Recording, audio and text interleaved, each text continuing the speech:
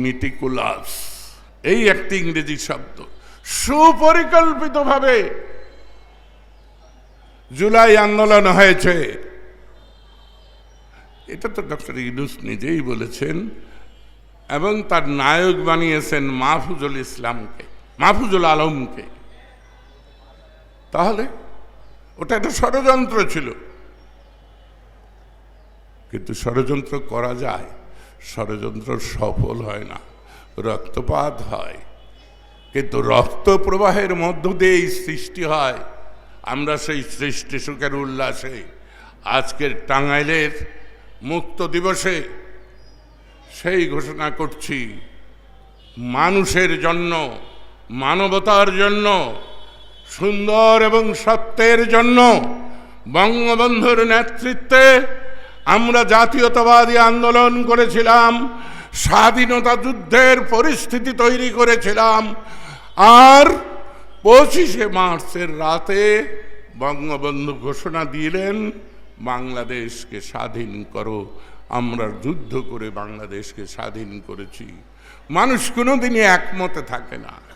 আপনারা যারা বলবেন এত মত এত পথ, আমরা আল্লাহর নবীর প্রচারিত মুমিন মুসলমান। কতটি মাযহাব? আমার শেষ কথা, জনাবরা,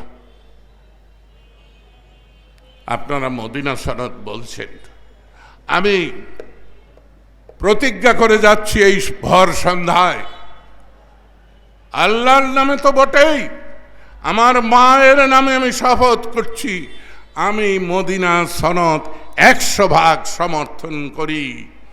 আসুন আমরা মদিনা সনদ বাস্তবায়ন করি। মদিনা সনদ কিন্তু ইসলামী রাষ্ট্র নয়, ভালো করে পড়ে দেখবেন।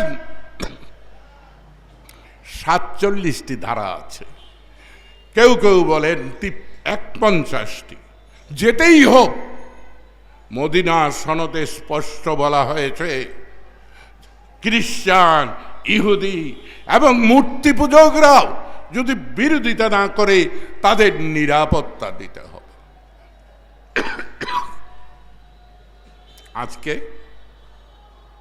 বাংলাদেশের অবস্থাটা কি?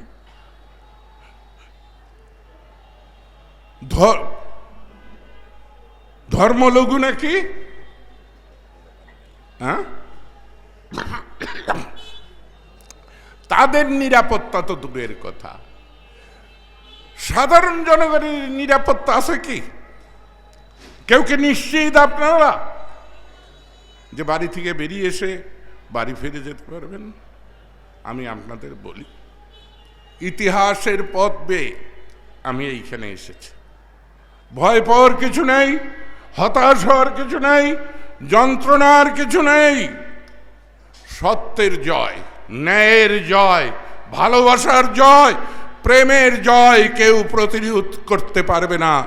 আসুন আমরা পরস্পরকে ভালোবাসি, আল্লাহর বান্দা, নবীর উম্মত, আমরা ভাই ভাই বুক মিলাই। আসসালামু আলাইকুম। জয় বাংলা, জয় বঙ্গবন্ধু।